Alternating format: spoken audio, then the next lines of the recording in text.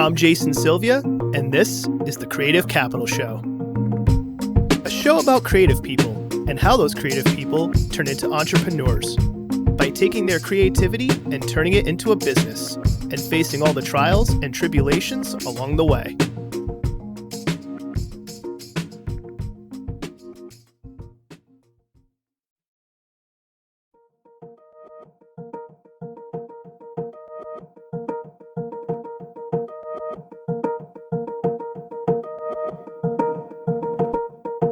Storytelling and branding. Two words you seem to hear a lot these days when it comes to entrepreneurial success. And it makes sense. Storytelling is a powerful tool when you want to create a brand that will last. And a good brand story will help you and your customers connect through your work. And this connection will give you an advantage over your competition.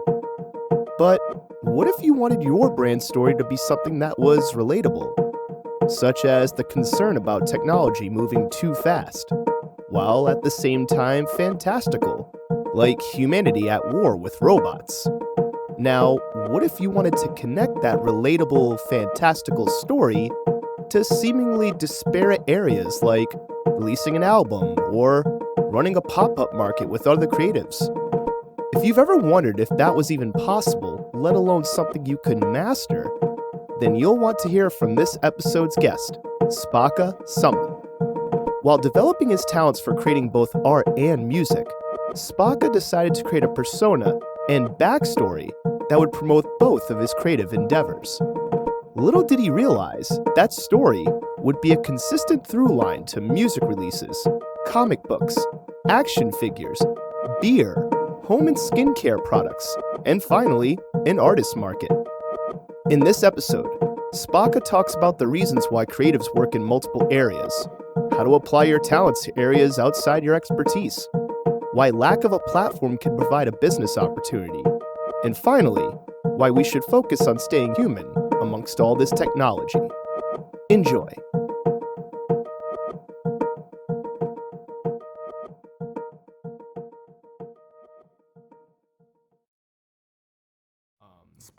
Spocka. Yeah, Spocka Summa. Yeah. Okay. Thank you for coming on the show. Thank you for having me. We're in your really nice studio space, but to say that you are just an artist or a visual artist or a gallery owner, I feel like that would be a disservice to you. So for those who are either outside of the Providence, Rhode Island area, which I hope there's actually a lot of people listening that are, that means I'm doing something right. Yeah. And if you are in Providence, Rhode Island, hi. Hello. Come buy us a drink whenever you see us. If this works, actually, I'm going to laugh my ass off. Yeah, I saw the podcast. Yeah, I saw the podcast. Like, here's the shot. I'm like, I should have done this years ago. What would be the elevator pitch of what you do or what you put out into the world? It's interesting. It's always different depending on who I'm meeting or speaking with, but Spocka Summa, musician, creative director, illustrator, not a jack of all trades, but good at a couple finite things. So a jack of some trades? A jack of my trades. Jack of very specific trades. Yes. And so you grew up in Providence? Yes, born and raised. What came first? Because you do a lot of different things, even just, and we're going to get into it. Usually anybody listening, the format of the show is like the life story thing and then getting into it. But I feel like with this episode, there's so much to cover on the different things you do. So I think we're just going to dive right into it. What came first for you? Was it the music? Was it the comic book style of artwork? Was it storytelling? Like, what was the first... in retrospect, like what do you think was the first, like, oh, this was the first thing that I got into, that I started like contributing to? The very first thing was definitely just visual art, drawing as a younger kid. Just I used to draw like Lion King. I'm talking about like 5, 6, 7 years old, Lion King, anything that was on Disney, like that's what I gravitated towards, and that's when I first started drawing. So I'd say like from the beginning, drawing, and then music came later, and then all those things kind of like throughout my life fed off of each other. And built up from there. So when you said you were drawing at a young age. Was it just the things you were seeing like on TV? Yeah. Because I noticed there's a heavy, and we're gonna get into this a little bit too, like a heavy comic book style of presentation to the different things that you do. Yeah. Um, but you were saying it was more visual. When did or at what point did comics come into play? Because it seems like that's a heavy influence. Yeah, it's funny because I feel like I could almost like pinpoint it in my mind. When I started watching Dragon Ball Z, even though that wasn't necessarily comic book format, but just the idea of, you know, with the other shows I mentioned like Nickelodeon and Disney or whatever, there's not really a consecutive storyline for each cartoon. It kind of just restarts every episode. Yeah, but the only Dragon one I can Ball, think of it would be like Samurai Jack or something. yeah, Like yeah, yeah. that. See, Like, that's later where too. where it's where it's Yeah, like yeah. there's like a through line, and like the things of episode 3 affect like what happens in episode 10. Exactly. Yeah, so there's a continuous storyline. So yeah, Samurai Jack, I actually love that show. But Dragon Ball Z was like the first like action anime cartoon that I got into. So watching that, and then just like kind of studying those characters and studying how they were drawn, and trying to create my own characters. That's when I started like making my own characters. And then from there, you know, I picked up more skills, became a better artist. And then it's funny because on my way home from school one day, walking home, we passed a comic book store, and they just had this bin of comics for like 50 cents. And every day passing that store, I would just grab a comic book, you know. And then from there, I would look through the pages, pick out different things that I liked, and drew from there. And then continuously from there, I'd keep buying comic books, and by default somehow became a collector. But I feel like that contributed a lot to like the style that I work with, whether it's myself or commissioning other artists to do work. So you were creating your artwork, you were getting into visual art, and you were getting into music. But one thing I want to ask is, there are people that can draw out there, but if you ask them to like make a story around the drawing or around like the thing that they drew, the character, they wouldn't be able to. They're just like, this thing was in my head, and that's it.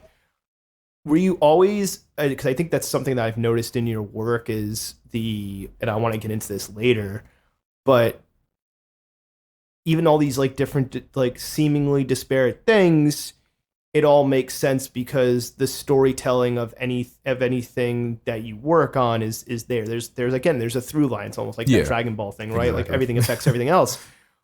Was that something that you always were doing, or was that something that you developed later on? I think it was like a slow growth. I started by still taking other characters, but creating like alternate stories. Like, okay, yeah. So like fan fiction? Yeah. Okay. So like, okay, that's cool, but this is how I would have done it. And then from there, developing my own characters and just like, okay, I don't want to use their stuff anymore. I just want to use my characters and my ideas and move that forward. And that was just like a gradual change. And I felt like it really took a turn once I started making music, because I'm like, okay, what's the storyline of my music? And like, what is the storyline and who's the character? Like, okay, I'm the character. So what's my storyline, or how can I bring that to people in a different way, more of like a metaphor or an analogy? So that actually leads me into, I was going to ask this later, but I figured it's a perfect time to ask it now. So when you started doing your music, can you describe the climate of the genres that you were involved in at the time? And I asked that question only because one thing that I can think of, like just storytelling in music in general, like making a character, is not even like a thing that happens all the time. Mm-hmm. And even in certain genres, it sometimes happens where it's like once in a while. So can you describe what was like as you're getting into music, what made you want to actually like, let me build a character and build a world? Because that was like, that's not something that's done in music. It's usually more just like, all right, just express how you're feeling, regardless of the genre, like just express how you're feeling, where it's like, oh, I'm going to express how I'm feeling, but I want to like build a world around it. Yeah. I mean, there's nothing that like explicitly made me want to come up with like a persona for my music and then create a story behind it. I think it was just more of like, I was making art and also making music at the same time.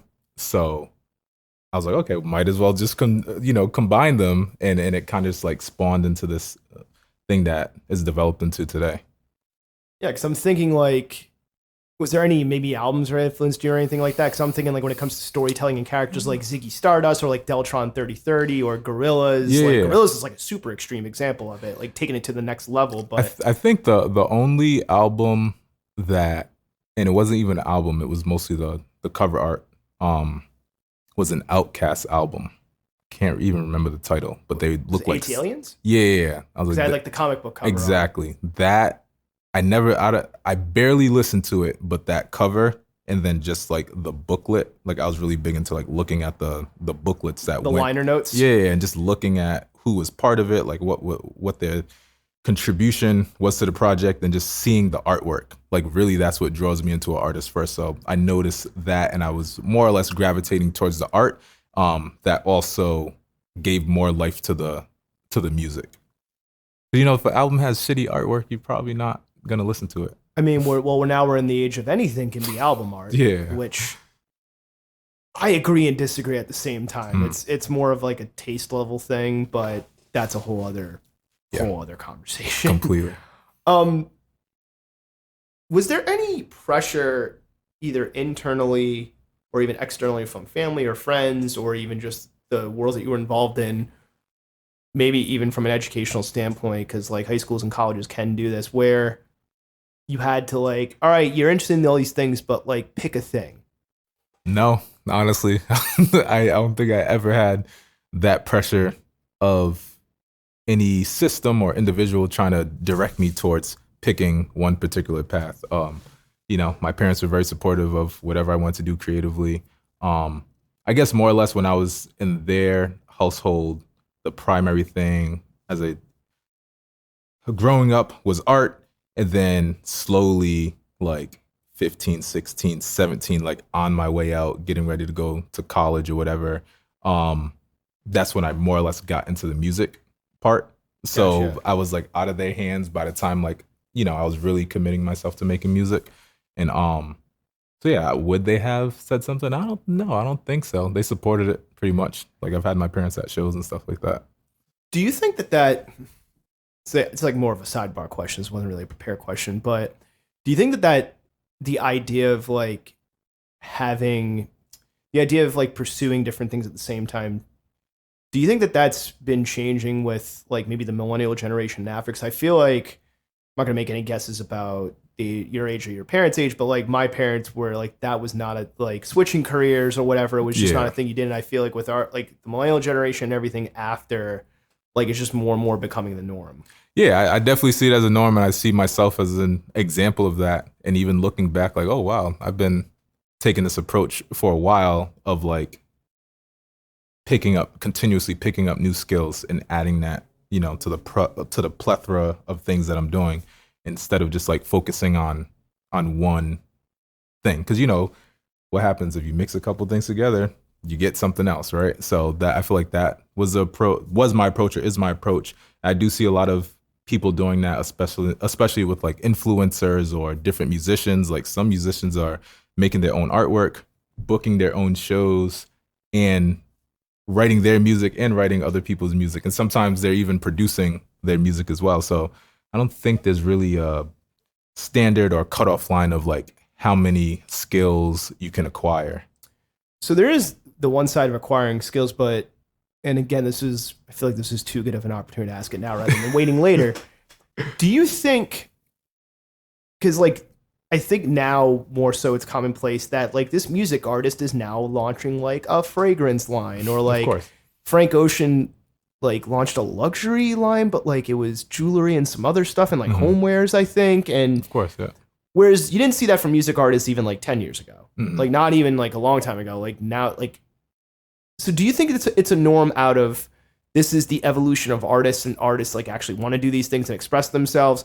Or do you think it's, hey, certain forms of artwork and or entertainment are not raking in the dough like it used to, so now it's a necessity, like you have to be like maybe not good because of good or bad scripts, but like proficient enough that you can make money off of these multiple things rather than the one thing? Do you think it's more of like people want to do it, or is it people say they want to do it, but really it's necessity because it's like this other stuff ain't making money like it used to? I think, it's I think it's scenario based. It really depends on the person. Do I think some artists have to do multiple things because like maybe their music's not making enough money, so they need to like do all these products, or like maybe they have like a hit and now they're using that momentum to create different products?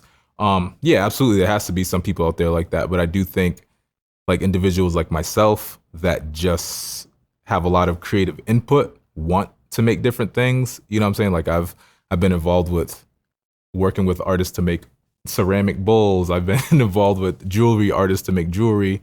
I curate shows. I've worked with other artists curating shows. And I just like it to have different perspectives. So I think, to answer your question, I think it really varies and depends on the individual. Is it a useful skill to have to be able to work with different people and create different products? I definitely think it is. And I do think it's a good way for artists to segue like a different portion of their career. Like if it's like, okay, I'm kind of done making music. Like, okay, now it's open and welcome for you to create other things that we might enjoy from you as well. Instead of like in the past where it's like, oh, fucking your music's career done. Fuck, you're done. Like that's it. And am I supposed to be swearing? Yeah, you can say whatever the fuck you want. But yeah. So yeah, I feel like in the past it was like if you're a musician, you're a musician, and then once that's done, you're done. We don't want anything else from you. But now it's like, okay, yeah, you stopped making music, cool. Like I want to see your dishware line. I want to see like your hat line. I want to see your Do you think artists will have to? Do you think like that'll be the new norm? Like almost like, and I hate using the term funnel, but it's the only one I can think of right now because I've just seen it in so many goddamn Instagram ads. Yeah. That artists will have to think, regardless of the medium, will have to think of pieces and things as like an experiential funnel rather than just here's this piece of art and I put it out into the world.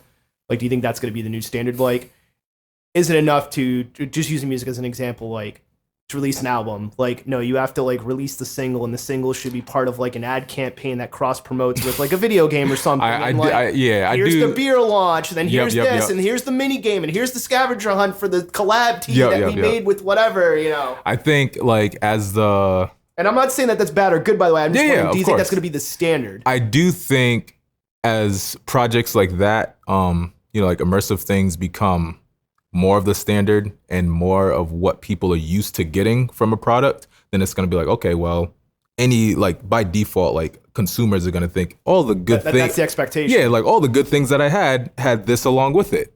Oh, this artist is only giving me an album. That's not enough. They want everything. So then naturally, I think some artists will have to fall in line with that, or might explore taking that option as well, because you also get to cross market. Because if you're doing something immersive, you get people that want that experience. You're making the music, you get people that just want the music. So, I think people will have like a larger pool to draw from, but to keep up like with the competition, if they consider themselves like involved in that ring with other artists, then they would have to, have an art show and have a fucking bear and have all these things. Do you think that's a good thing? Like if that's going to become the standard, that's how like that's how a person's going to survive if they want to like be in the creative world, so to speak. Do you think that's a good thing, a bad thing, or indifferent? I think evolution. You know what I'm saying? Everything evolves. Same way as like, we used to ride horse and buggy. Now we have these fucking cars that get us to point A to B quicker. But in default, it's like, and in hindsight, it's like destroying the fucking atmosphere and we're having a global warming. So it's like, everything progresses. Things they assist us with our craft, but they may also have like negative impacts. I think, the attention span of people, from my understanding, has dropped significantly. I think we're actually like less than goldfish now. I'm not even, I wish I was joking. I actually think we're less than goldfish now. I don't disagree. Like goldfish are looking at us like, wow, this guy's taking attention for more than 30 fucking seconds. But yeah, I mean, I think. I also don't know why the goldfish sounds like an old guy on it with a cigarette. Like, yeah. underwater, a cigarette underwater. Now I want like an old, like crotchety ass goldfish, like at a bar, like SpongeBob just walks into a bar by accident, and just some old. Rowdy. Oh man, I miss Rowdy. But he would have been perfect for that voice. Just like I could picture the goldfish on the fucking bar inside of like one of those circular fish bowls. But just also like, wants to fight everybody. Yeah. He's got it's like, don't make me get out of here. Yeah, he's got a cigarette and a kilt. It's like, oh, you want to fight, do you? And he just like smacks the guy, and you're like, what the hell? No, he doesn't smack the guy. He has someone with him. He's like, bring me over there. Bring me over there. And then he brings him and he smacks him. Nickelodeon just gave you a SpongeBob episode. Yeah, cut the check. But yeah, I do think some artists will happily delve into that world of creating like multi-tier experiences to go along with their music, or if they're creating something else and music to go with it, soundscape or whatever. Is that a good thing? Like I said, it's the evolution of things. If you want to get into a field, you have to understand where it's going. You can stay wherever you want. You don't have to follow it. But if you're not reaping the benefits of making that creation because you chose not to put it out on certain platforms or different avenues, then you'll get out of it what you put in. It's like when I first started making music, I used to just go, I make my CD or whatever, and I just go to like a plaza or go to a gas station and sell it. Like there was no posting online. There was nothing like that. I just fucking sell a couple hundred CDs. The mixtape hustle. I used to sell a couple hundred CDs every fucking day. I'd go out for 3 days and just sell. I was like traveling around and stuff like that and selling CDs. Now it's like, if I was to go outside and to try to sell a CD, probably like, I don't have a fucking CD player. Most people, you know what I'm saying? So it's what do you want me to do with that? Yes. So exactly. It's like, okay. And the expectation is that people don't pay for music because it's like essentially free. Yeah. And now, up the mic. Essentially, Spotify and those guys are making all the money.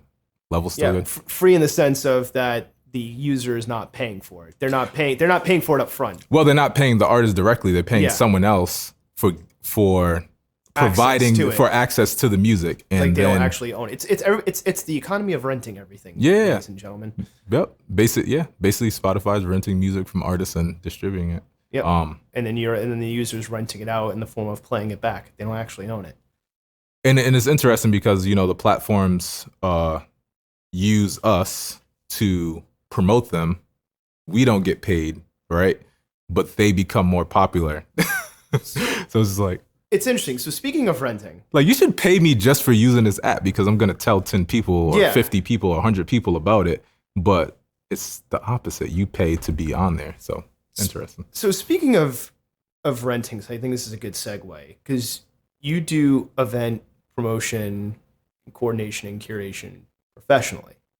Yeah, if you want to call it professional. I would say professional. I mean, according to the Steelyard, you do it professionally. So, unless something has changed that I don't know about. But I asked because I read in an interview that when you were trying to get established just as an artist, there wasn't access to resources. And I am wondering if resources, I mean, the resource can mean a number of things, but like resources to like, where can I do a show? Where can I have a space to do this? Where can I, I have to physically sell. See,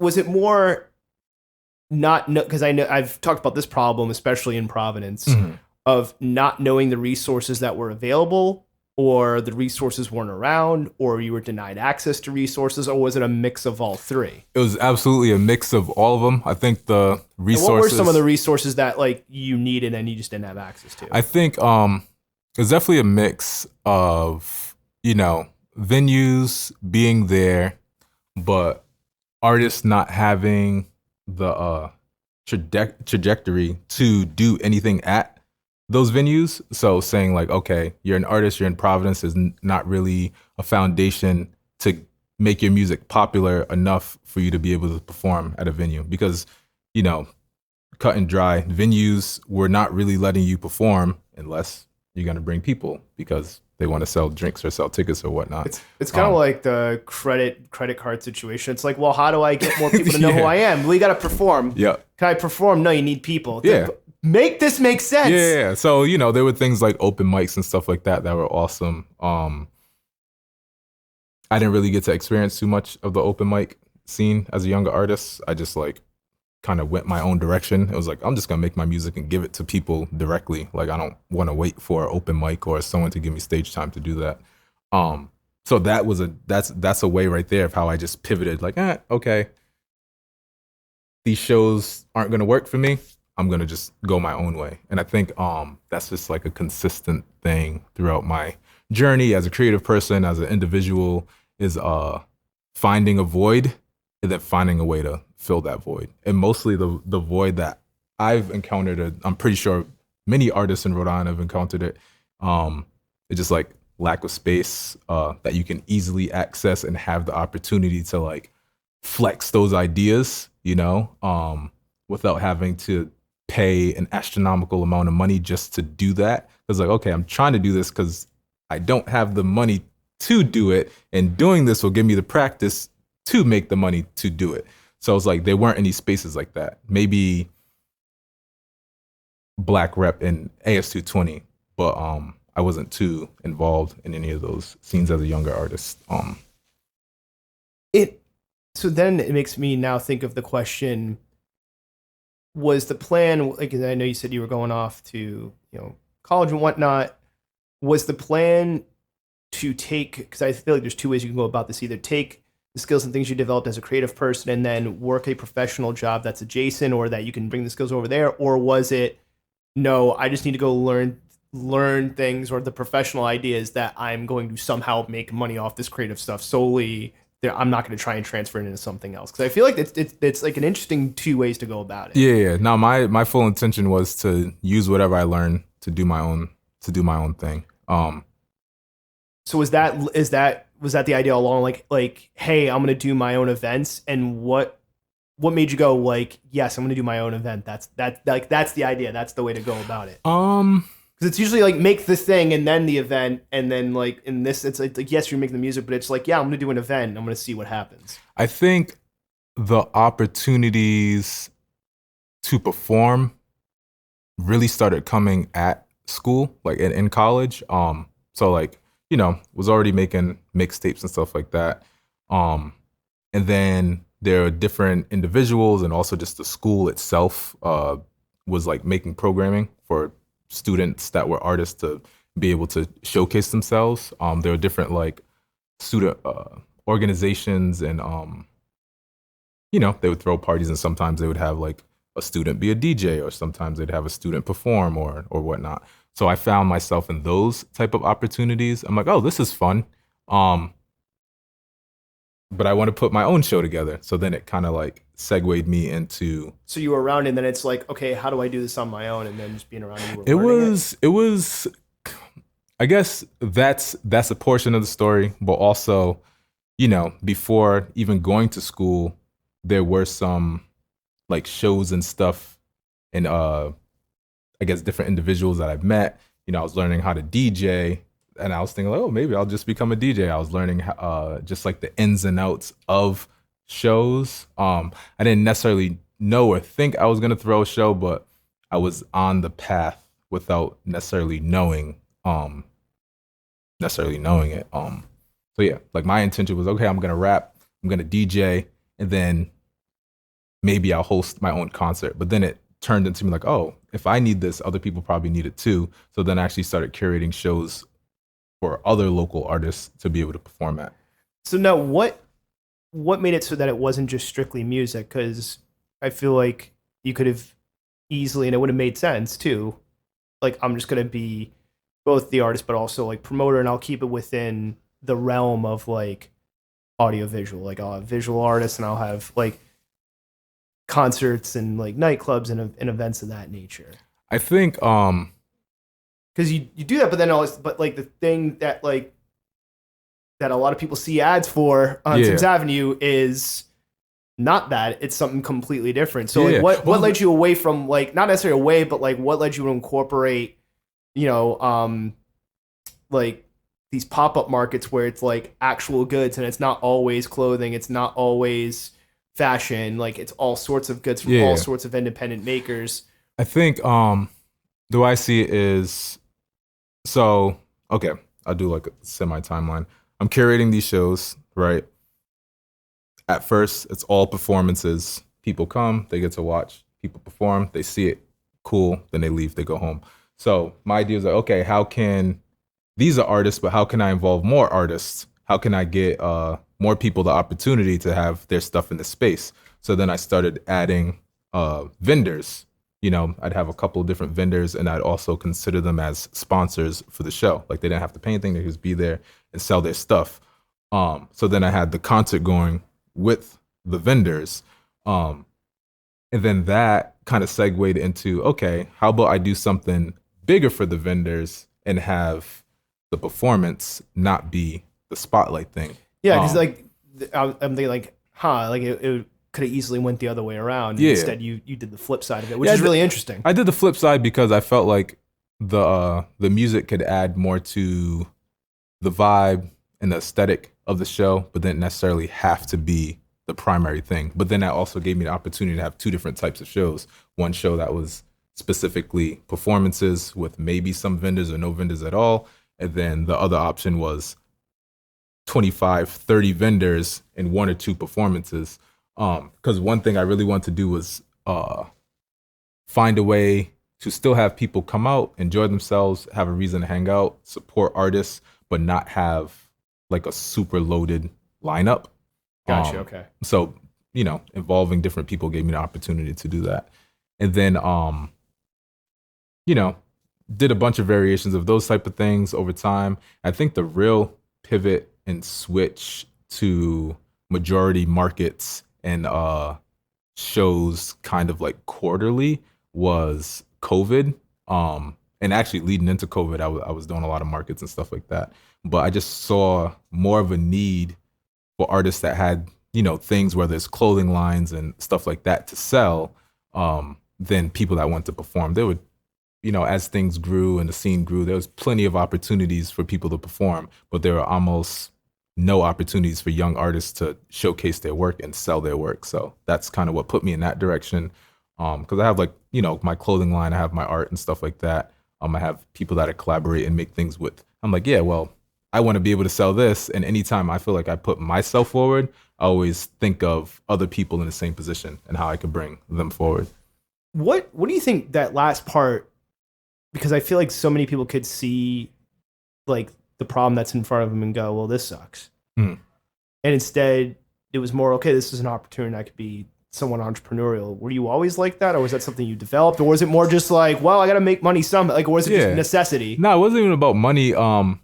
Honestly, it's just like a thing about me that I like to put things together to help others, but also help myself. And it usually draws from a need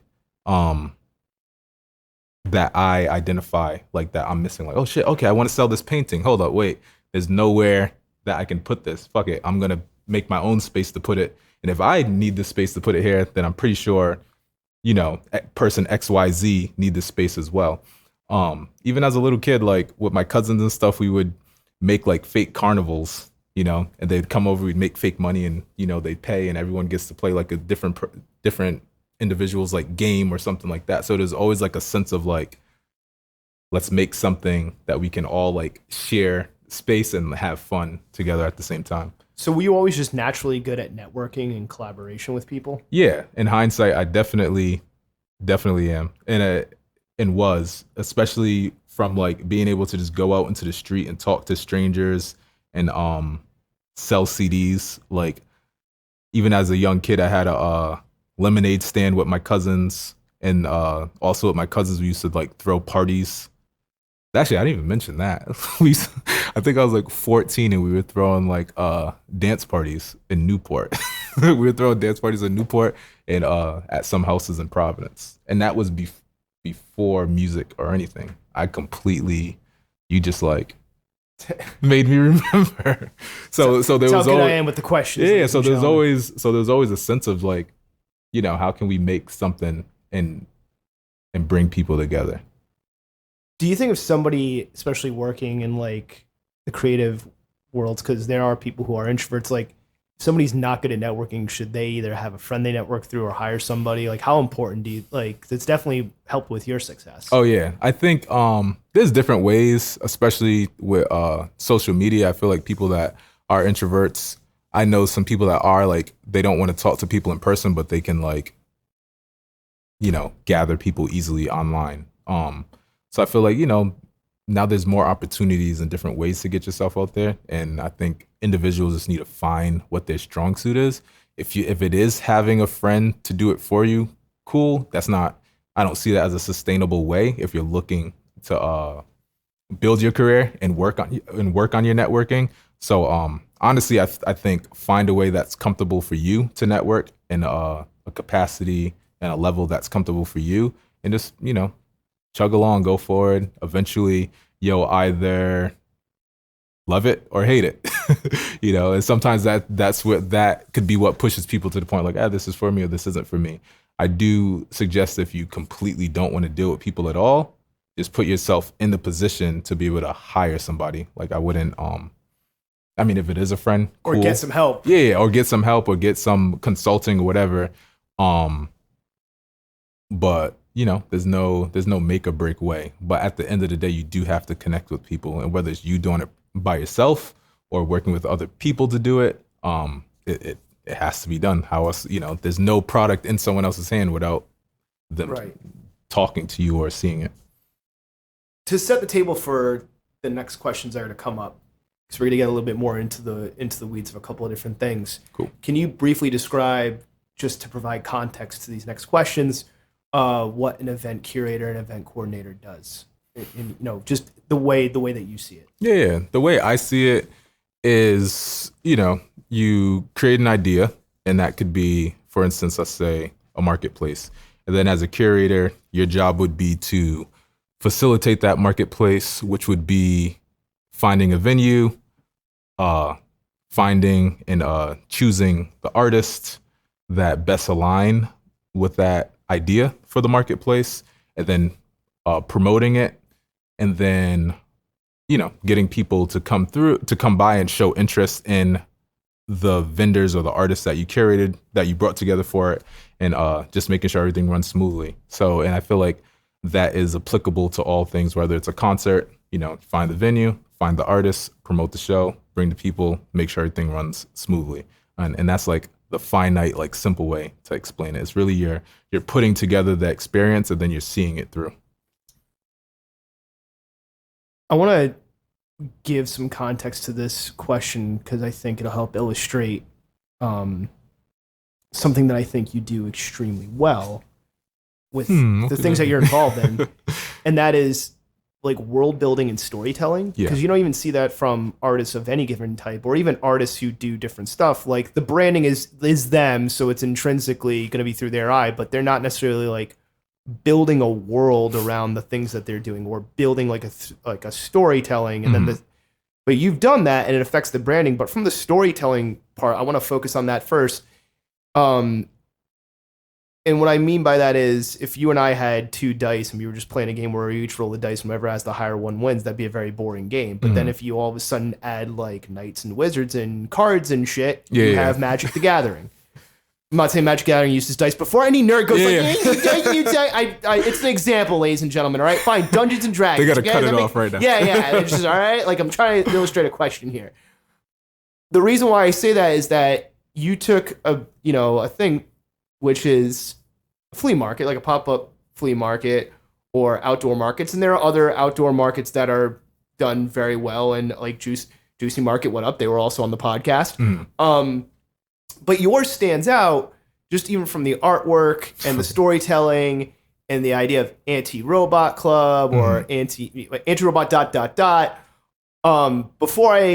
My next question is going to be, how'd you come up with that? But did you always think in terms of storytelling and world building? Was that important, or was that something that came later on? Like, because the idea to encapsulate something like a pop-up market with different types of vendors, like if it was all comic books or something, it was like an anime con, I'm like, okay, but no, this is like people like selling like cookies are involved. Everything. Yeah. So it's like, was that the idea from the get-go? Was that something like I've just never seen it, or it's like, no, if I build a world around this, it's going to make it way more interesting? So the idea of like just this world building um comes from primarily I feel like it stems from the music. Well, it stems from the art, which bled into the music, which also just like found its way into everything else that I was doing. So for me, at the end of the day, it's creating a nice time, a good experience for people, but also like how do you bring it how do you bring it all together as a brand? And for me, I feel like I'm pretty aware of branding and how to approach it. So as I progressed in my career with music, I found this reoccurring theme, which was using technology as kind of the antagonizer, and not necessarily technology in the sense of like robots and computers and stuff like that. That's more of just using it as an analogy. I feel like it's playing on dystopian fears of people. Yeah, and I like as a kid, I hate saying that. But just growing up, like I used to watch. I still watch it to this day. Is Twilight Zone. So like, are you familiar with the Twilight Zone? Yeah. Yeah. So Rod Sterling, the way like he captivated his audience and told stories, and also like had underlining meanings and metaphors within the stories. Like I was really into that. It still am. So I'm like, if I'm gonna do anything, it has to have a story with it. So music has a story, visual art has a story, shows also are aligned with the story or tagged on to something that has a story. So it's just like kind of like a trademark move in a way. So I felt like naturally I was leaning towards this idea of man versus like the future of man, which could be, androids or things like that. So like, okay, how do you battle yourself, and how does that technology fit into society, and how would it like change how we navigate through this world as people? So it just became a reoccurring theme. Was it something like a theme that you were naturally just inclined to, or was that something like you planned a long time ago? Like this is the overarching theme. Yeah. It's gonna have all these tentacles. It's kind of crazy. So I had this project. I started this mixtape series. See, and it's funny how it works because it all kind of like slowly like led into where it is now. I started this mixtape series called The Live Wire. I didn't really know what it was at the beginning, but I was like, okay, I got to put electricity. I got to put wires. I got to put this and that. And then as the project moved forward, I had three parts of it. Live wire 2000 volts. Then you would see more technology, like kind of like it was continuously growing. Then I had live wire 3000 volts, and you see more technology. And I changed the whole thing, and I did a project called The Progression. And it showed, the cover art is my character falling into a pit of wires that are seemingly like organic and continuously growing. So then that sparked the ideas like, okay, so he's in this world that's taking everything over and is changing him, but also changing everything around him. So what does that story look like? So then from there, I continue to build it. I'm like, okay, I started a company called Summer 88. I was using that to host and book shows. And then that led me to like, okay, so what's the other side of that? And that's when I came up with the Anti-Robot Club. An idea was being anti-robot isn't necessarily anti-technology. Technology is cool, sure. But anti-becoming stagnant, like not thinking for yourself. If you think about any computer or system, someone creates it, it has a limit, it can only do what it's programmed to do, right? So if you apply that to us as people, like, okay, if you set limits for yourself and you're only able to do what someone tells you to do, essentially, you could consider yourself a robot. So being anti-robot is just about breaking those boundaries and making yourself limitless and skills you can acquire and the things you can do. So there's a couple questions I wanted to get into, but brief aside, because I feel like this is a better opportunity to ask it now rather than later. When you read the description on the Anti-Robot Club website, it's like this idea of like, I guess, don't let yourself become automated almost. Yeah. It's like that's what I got from it. do you think that there's a dual edge sword to technology in the sense of like, yeah, it's not going to automate, but then I guess, like, is it dependent on what you automate? Because there's probably a lot of like repetitive daily stuff that like you have to deal with, or anybody has to deal with, that they would love to automate and not think about. I mean, one example in fashion is, I forgot who answered the question, but it's like, why all these famous designers wear black and wear very simple clothes? I'm like, because that's a form of automation. They don't have to think about getting dressed. They just want to think about the clothes they make and wearing all black. And if everything's like uber expensive or high quality, it's just simpler. You don't have to think about it. And so, like, do you ever stop yourself and go, like, this is my view on technology, but is it even necessarily, I don't want to say right or wrong, but how informed is it? Is it because of my age and my experiences? Because you have kids, right? Yeah, too. So, like for example, the things that like there's a lot of talk around AI and everything, and it's not even really AI people, by the way. It's just very, very, very advanced on steroids autocomplete, 'cause these are language models, but that's a whole other discussion. Tell them. But like I get the fear, but at the same time, is, are your kids gonna look at like things like I've heard people go, oh, like mid journeys being used to enter into art contests, and what if it replaces artists, da da da. That's a very legitimate concern. But do you wonder, like, hey, I'm freaking out about it now, is it just going to be the norm for my kid? Like, is the way that they create and consume and view art and an artistic career just going to fundamentally transform, where they're going to be like, oh, like, people actually like used to draw stuff? Like, I think, is there going to be a brain scanner where it's like, I just think of a thing and here you go. Yeah. Like, there it is. That's a good question. I don't think I necessarily have the answer to that, but I think it's really going to be just dependent on the individual. And if because I could easily just be like, fuck that, I'm going to use, what is it, chatbot, whatever it's called, and make all the art I need to make and make all my posters and shit like that. And not have to worry about it. But I've decided, no, I'm going to commission artists to do shit or do it myself or whatever. So I really think it depends on them. And like, I can't blame the person using those tools if they're like, if that's what you're brought into, then do I think that's what you have back? If that's the only thing you have back, like you were saying before, acts. It's like maybe if like a younger guy doesn't have the money or the community around him to like commission an artist, but they can go on Midjourney and make the thing, and it's like, okay, maybe in the future I'll do it. Like, I'm giving that as an example of the idea of like an artist with maybe not a lot of resources starting out, or a person maybe they want to pay, and they just don't have the funds, because there's that argument as well. Yeah, what I think is going to happen is going to get separated into just another category of artists, because there's some people that may be able to feed ideas into these things and come up with pieces that other people can't. You know what I'm saying? So that would make them unique in that field. But then I think there's still going to be space for people that want to physically make artists, or possibly a combination of the two. I've been hearing from a lot of artists that they're using these programs to create mock-ups for their art, and then they kind of just like go off of that. It's like, okay, it's your idea. What if they train the AI to do things in their style of artwork? Yeah, like so then it's like feeding it, and then all of a sudden it's like, hey, it's AI, but it's AI using me as the feeder, and like maybe there's a way to copyright it somehow.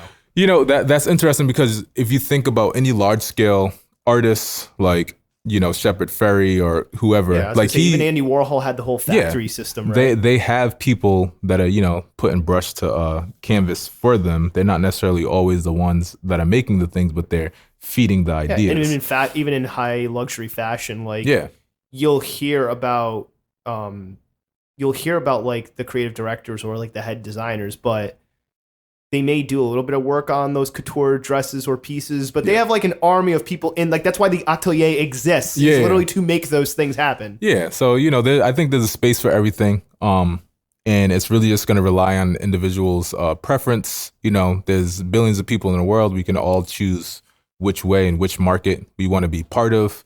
Do I think one is going to overtake the other? I don't know. I can't tell the future. But I do think us being here as humans, and the abilities that we've been bestowed with to be able to create and to be able to think isn't something to take lightly. So I personally encourage individuals to experience their creativity hands-on. That's why we have hands, like all technology that was made was with, through the idea of a human, you know what I'm saying? Mostly now it's kind of getting into a gray area, but I think, it's part of the human experience to create and to evolve as an individual, and just feeding AI or technology your ideas and you not producing them is kind of short selling yourself. So, like I said, not telling anyone which way to go, but, life is finite, very short, and you don't want to miss the opportunities to experience your potential. So I advise everyone to, take a peek at their creative side, hands on. So speaking of hands-on, you've had the Anti-Robot Club shows. Yeah. And they've been successful. It's been a series of them. Yeah. See, anybody who lives in Providence, you've probably seen a poster or a card for it, or you've probably been to one. Probably. But it wasn't always like that.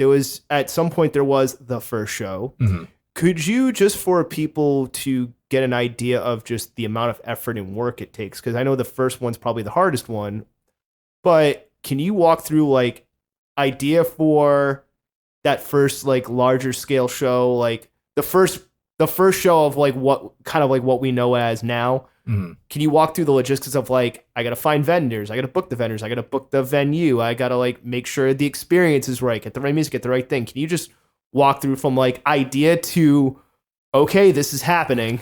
So with all the stuff that I've done, they've kind of all segued into each other. So it wasn't there honestly wasn't really one starting point. As I mentioned, there was, I had the concerts and then I would have vendors at the concert. So off the rip, I already had contact with different artists and different vendors.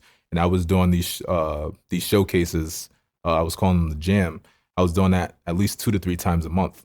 So just off of that, 10 new vendors each time, that's 30 vendors a month that I was rotating in and out. So the pieces were around. They just weren't arranged in the way exactly that they needed to be. Exactly. So I was able to just pull from that network that I already had built, and had already had a proof of concept, and was able to just wrangle those people together along with the artists that I already had, and kind of pivot and reform, not even reform, but form this show. And at first it was called Supply.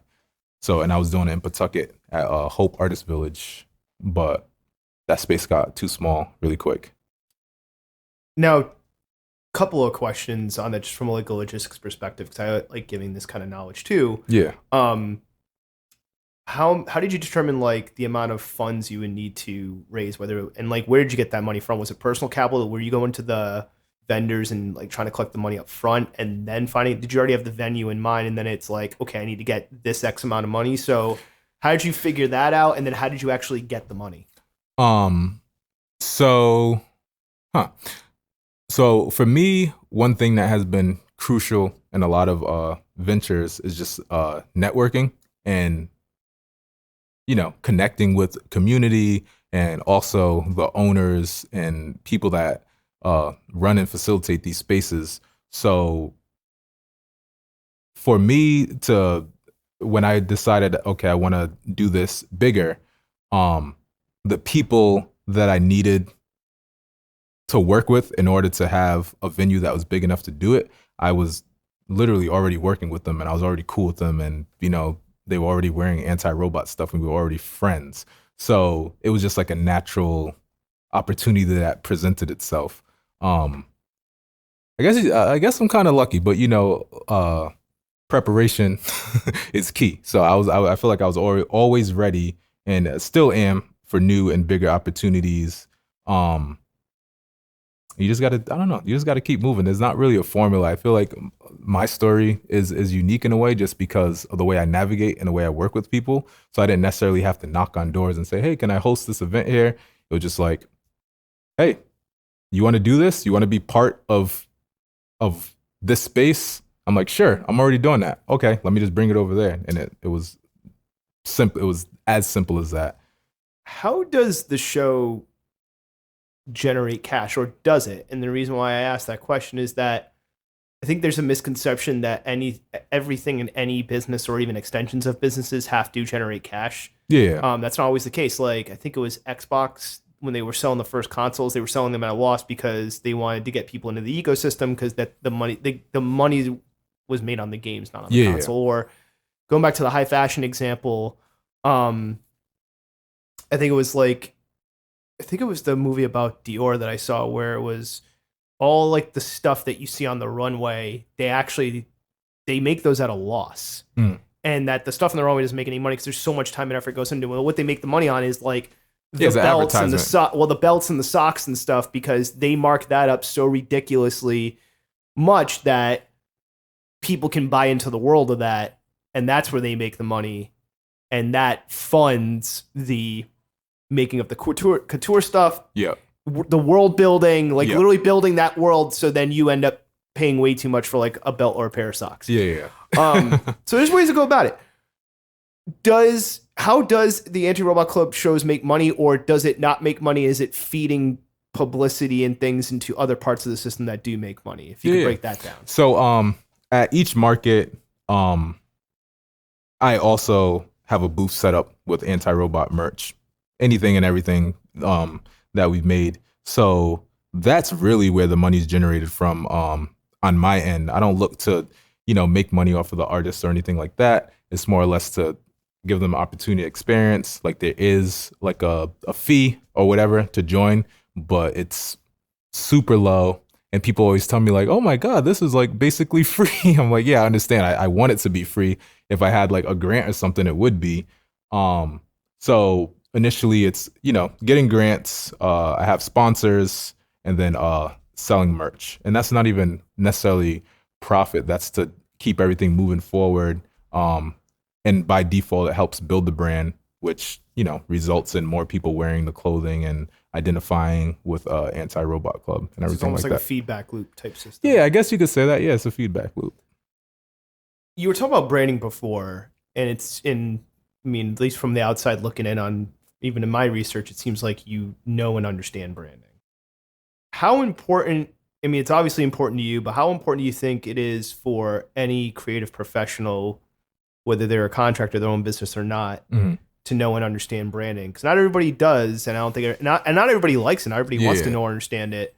So, was that a learned skill? Was that something that again was just always came natural to you? And then if somebody is not good at it or doesn't want to deal with it, what should that person do? Yeah, I think it's essential to understand your brand, because that's the identity. That's what people see first. That's like the language, verbal, nonverbal, the way that the brand carries itself.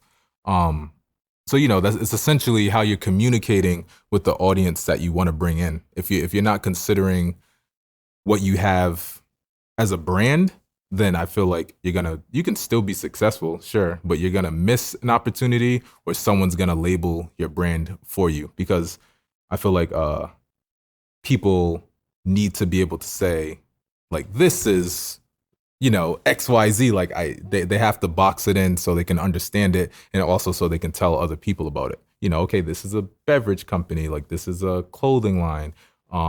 What is it called? And it has to have a name. If they don't know the name that's associated with it, or if it's like, this is a soda company, but it's called Brown Water. Like, no one's gonna fucking drink that. That's horrible. I think there was legit a soda called cocaine or crack. And like, I remember like one of the pictures. One of the pictures, like marketing pictures, was like two cops holding up cans, and they either literally said crack or cocaine. And I'm like, this is the weirdest marketing campaign I've ever seen in my entire life. Well, see, some people use that to their advantage, and that's another way of like novelty. Like, but it wasn't like good Adult Swim weird. I'm like, this is just bad weird. This is cringe weird.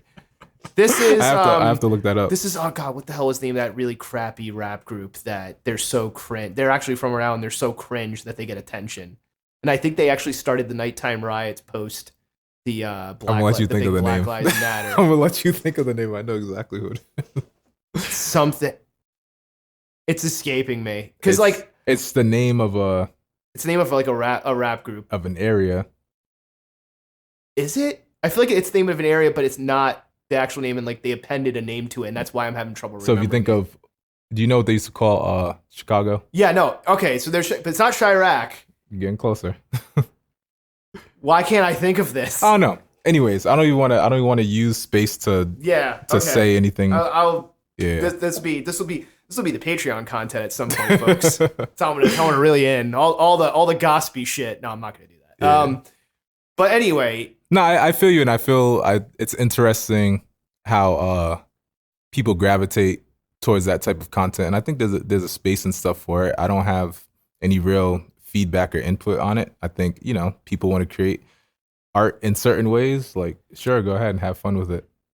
Now, you're saying branding's important, and your branding has been on point with all the different stuff that you do. On the flip side, though, is there an advantage to being good at different things, but being quiet about, like, hey, I'm known for this one thing. I'm only letting people know I'm known for this one thing, but I'm going to do this other things, and I'm going to let them stay on their own, but I don't want anybody to know that I do them. Like, is there an advantage on that side of it where it's, like, siloed off, Yeah. Yes, I think there is an advantage because, there's certain things you want to spotlight. And it's not necessarily, doesn't have to be every single thing that you do. There's a lot of other things that I do that go on behind the scene of like working on the brand or creating the event that aren't necessarily, they're part of the back end, but they're not part of the story, if that makes any sense. Yeah. So yeah, I think there's an advantage of, having multiple skills and not necessarily having to spotlight all of them. How do you keep, because I think this is something that is difficult that I feel like you've kept on point, and I think this is another, again, I want to know if this is something you've naturally done or if this is a skill you developed. So I think you're very good at it, where no matter who you work, because you've done collaborations with like Revival Breed. I think you had a beer at one point. Yeah. You've got the merch, you've got the bags, the hats, you've got, they look like robot plushies. Comic books, plushes. Comic books. Yeah. Like all different types of products. Scents, the gallery space that you have, that we're sitting in right now, and even the events that you've done for Robot Club, the performances, the music. All the branding is consistent. Even when you work with a collaborator like a Revival, for like it's consistent. How do you keep it consistent? Because there have been times where brands will do something else, and it is not consistent with their branding at all, and like yet you've managed to not fall prey to that, even though on the surface it's like, oh yeah, I've done a beer. I'm like, what the hell does a flea market and beer and robots, and like yet you make it work, and I feel like that's not something everyone can do. I think it all falls into the brand and just like the idea of what people think when they hear the brand. Okay, so anti-robot club, like what does that mean to you without me even explaining it, So you're able to take that idea and plug it into different things. I could start a 5K if I wanted to, like the anti-robot 5K. Like, what does that mean? It means probably bringing people together that feel a particular way about a certain subject matter or something like that. And it's the same way with creating a beer or I did a burger with at AS220. I've done merch for different people and stuff like that. And I feel like it's just, it all feeds into the story. It all feeds into the idea of being creative, being limitless, and being able to apply yourself in different ways and, make something tangible that you can give to people directly. Now, just a little side question to that, because there is the idea of just start, but then what if somebody starts a thing or a brand and they want to branch out of this other stuff, but because of the way that they've already story told with their original brand or idea, it's just either very limiting, because maybe they were just like, I'll just start and I'll figure it out. And then they're like, oh crap, I've kind of put myself into a corner. So I think the ability to pivot is important too, but sometimes just the way that the branding and the story was being told, not necessarily right or wrong, but just the way it was being told, it limits them. So like, what can somebody do if they're in that situation? I think the key to creating a good brand, one of the keys is just, something that you identify with that you can continuously carry on without having to pretend or anything like that. And having the story with it and just being able to put a story out there that most people can identify with. And my story, most people that identify with are artists, creatives, and creatives tend to be open-minded, free will individuals, right?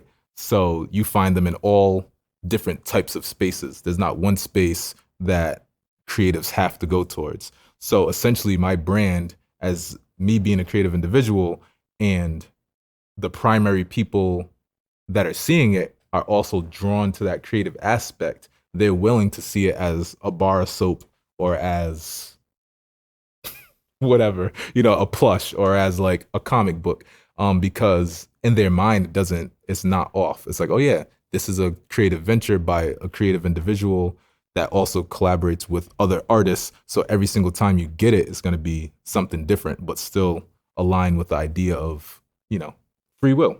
With the reactions of, well, I'm not thinking with the reactions, but more because we can react so quickly to things with social media and things like that, where an event can happen and then 10 minutes later you can already start seeing comments about the event and what the general perception is. How important is it for you when it comes to the choices of who you work with or what brands you work with when it comes to your own branding, and like how calculated are you in that? Have you ever had somebody that wanted to work with you and you're like, no, this is not a good fit, or you're working with somebody and you're like, oh, I need to back out of this? Like what like you know what I mean? Like what goes into that decision making, and are there certain brands or types of businesses that you absolutely won't work with, or how do you identify like this is going to help me, or like no, this might hurt me, I need to turn this down? So I think where the stage that I'm at right now, I don't necessarily have people approaching me to say that we want to collaborate on like an item with you. I more or less present the idea. So I have, with anyone that I collaborate with, I have a strong relationship with, first of all. That's the foundation. I don't just go up to random people like, hey, let's do something, Yeah, no, it's like people. I just met you 10 minutes ago. Yeah, like even let's say Revival, they've donated product to multiple events that I've done. They've supported multiple events that I've done. I eat there all the time and stuff like that. So and I've had conversations with the owners and people that work there, so and everything like that. So there's power in becoming a regular somewhere. The relationship, and not even to say necessarily it was like methodically like, okay, I'm going to eat 3 burgers and I'm going to say, let's do a collaboration. I'm going to ask. It wasn't planned out. It's just like you were around it. Yeah. So it's like, oh shit, we're cool. You're here. I think there's a way that we can mutually benefit by putting something together. And that's, that I think is a key essence of the majority of my collaborations. They're done with people in institutions and organizations that I'm cool with, and that I like what their message is, and it aligns with my message. And I think that's the key to picking someone to collaborate with. Like, you got to understand their message and their vision, and understand your own. And if those two go together, then, match made in heaven. Coming on to the final stretch here. Oh, hold up. People that I wouldn't collaborate with. Yeah. Anyone that... Or is there a time like you had to say no, or like, oh, this isn't going to work? No, like, I haven't necessarily... maybe I kill those things like immediately, that I can't even like recall a time that I've like had to tell someone explicitly no. Yep, but people you wouldn't work with. Yeah, there's always that. And not because like, oh, I don't like them or they're a bad person. It's just, you might be producing something or presenting something in a certain way that just doesn't fit. Yeah, it just doesn't fit. So yeah, I'm pretty sure I've had some instances, but majority of the products and projects that I devote time to are things that I initiate. So multi-part question here about just the creative scene and community of Providence, because you're well ingrained in it. You're born and raised, so and you probably can even mark the changes. I've noticed changes just in the past couple of years. Yeah. How important has the community been in helping you? And what do you think are the positives? And what do you think are the setbacks? We'll start with that, and then there's another part to that. Positives and setbacks. Well, I think the community is crucial because, especially with having something that needs to go from like my hands to someone else's, which is like whether it's a t-shirt or whatever, and then also having something that people need to physically be there, which would be artists at a marketplace or attendees, visiting the marketplace. And it's getting support from multiple ends, a support from the artist community, from them being part of it, but then also support from the general public, from them showing up and supporting the event. So I think community, there's a lot of different communities, but essentially they all come together to make one. And I think that's very crucial in the whole, in everything, because if you're making something, like, what is that thing without being able to give it away, I don't mean give it away, like give it away for free, but change hands with it. Negative is you have to find a way, and this isn't just pertaining to me, this is anything that anyone's doing, whether it's a business in Providence with the food service or clothing or whatever, you have to find a way to sustain it. And sustainability can be an issue if there's like price barriers, or if there's like creative barriers, like being able to actually produce a product, which could be an event or an actual like physical item. So I think that's like the negative end. There's not too many resources here. So you kind of like, as you see like a reoccurring theme, like you have to just kind of create your own. So I feel like that's the one negative thing, but using that negative thing has also created like a multitude of opportunities. I don't think I would be where I don't know where I'd be if I was doing something else, but the position that I'm in was created out of like not having. That leads me into my next two out of the three last questions that I have. First one being, do you think whether it's the private businesses or the business community and the general business community in Providence and or the local government, do you think they're doing enough? Do you think they even realize the creative scene that they have here? Because that's like, even people I've had from other cities and out of town be like, you guys are spoiled here. like you don't know what you have here. And I feel like there's a sentiment, in my personal opinion, I feel like that there's like the sentiment of like, does the local business community or government really realize what we have going on here? And what can be done to improve that? Because like sometimes it's not necessarily the resources don't exist, but they're just not promoted. Like, like people just don't know that they're even there. Yeah, I think Rhode Island does an okay job of supporting different ventures, whether it's businesses or whatever is any sort of entrepreneurship. I consider it a creative venture. So I think Rhode Island does a decent job. At least I don't know what it's like in other industries, but in terms of like being an artist and being able to apply for grants and stuff like that, I think they do an okay job with it. One setback is just the amount of funds that they make available. It's only enough to probably do a project. It's never enough to really push yourself to the next level. Because like, okay, you finish that project and then you're kind of like reset. I think what Rhode Island could do is develop a way to help artists become more sustainable. And I do see them taking some steps towards that, especially with grants. There's like a grant out by RISCA that they're giving artists. What's RISCA? Rhode Island Councils of Arts or something like that. And they basically have different opportunities where you can apply online to get grants. But if you search risca.org, you'll be able to get to all that cool stuff. But yeah, I think they've done a great job of supporting artists. They just had this grant restructuring where it's either over 2 or 3 years they picked artists, and over 2 or 3 years you'll consistently get a couple $1,000s to work on your craft. And I just think those numbers just need to go higher, like $3,000, $5,000, $6,000, even $10,000 isn't really doing it. It needs to be like 30, 50, 100K. Community has been important to you, and you've had the community of Providence around you. Providence has some advantages, like being geographically small. Actually, it's easy to get around and meet all different types of people. What if somebody is maybe in an area where there's nobody around, or they're in an area where there's a lot of people, but the thing that they're interested in is not prevalent in that area?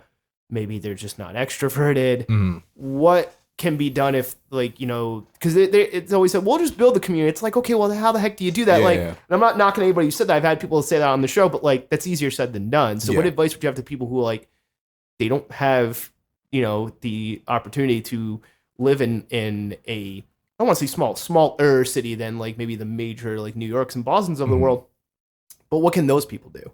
So do you even mean like people that live like in rural areas where there's like nothing going on? Be that, or hey, I live in a city, but the city is known for X and I do Y. And it's like, should I leave or try to build it up as well?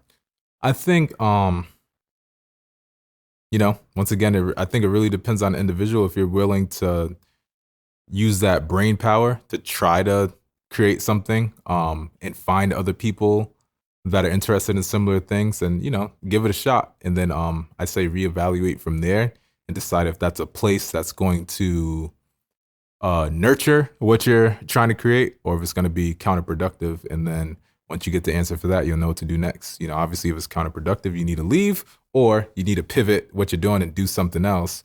Yeah. What advice would you give to your younger self?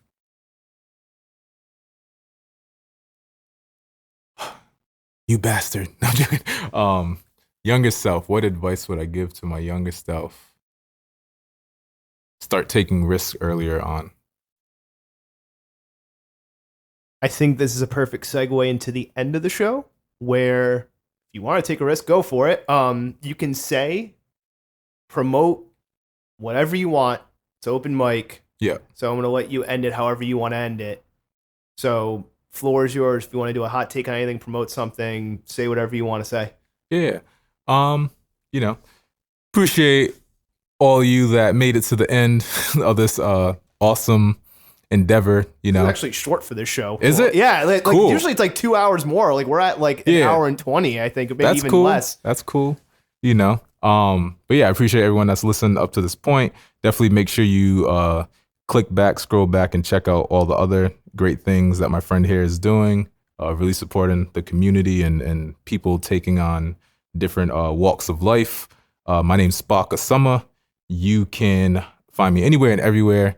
The brainchild behind Anti-Robot Club.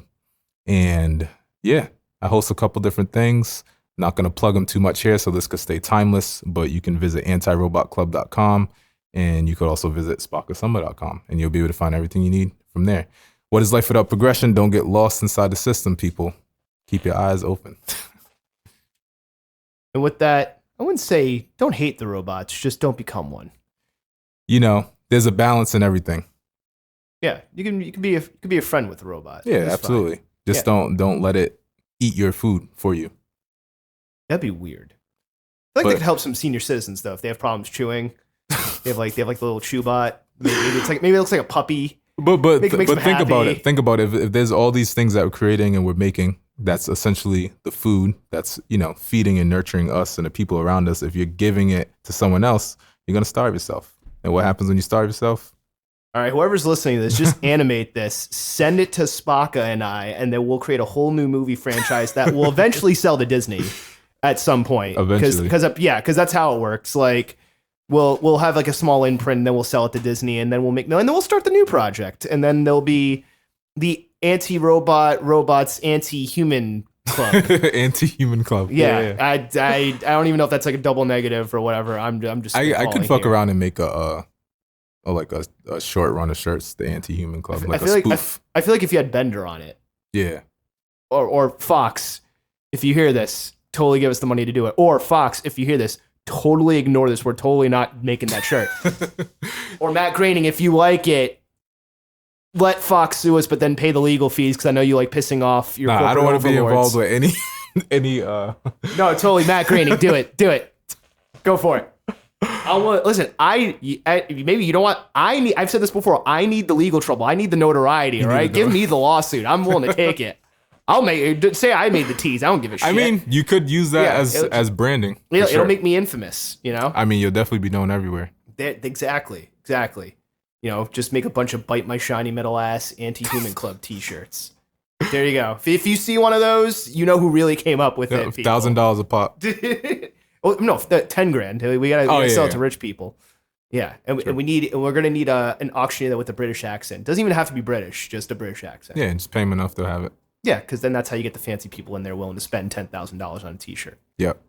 So with that, everybody, Spocka Summa, thank you so much for coming on the show, sharing your experiences, and just talking about storytelling and branding and robots. Storytelling, branding, and robots. I Absolutely. think that's going to be the title of the episode. Make it happen. With that, thank you for listening, everyone. Until next time, keep on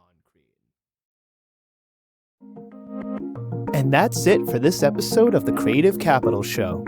Thank you for listening, and a special thanks goes to this episode's guest, Spocka Summa. The Creative Capital Show is hosted, recorded, edited, mixed, and produced by me, Jason Sylvia. You can listen to the Creative Capital Show over at our website, creativecapitalshow.com. We're also available on Anchor FM, iTunes, Spotify, Google Podcasts, and all other major podcast hosting platforms. If you like the show, please subscribe. Helps the show out a lot. And be sure to follow the show on Instagram, Twitter, TikTok, LinkedIn, and YouTube. I hope you enjoyed the show, and until next time, keep on creating.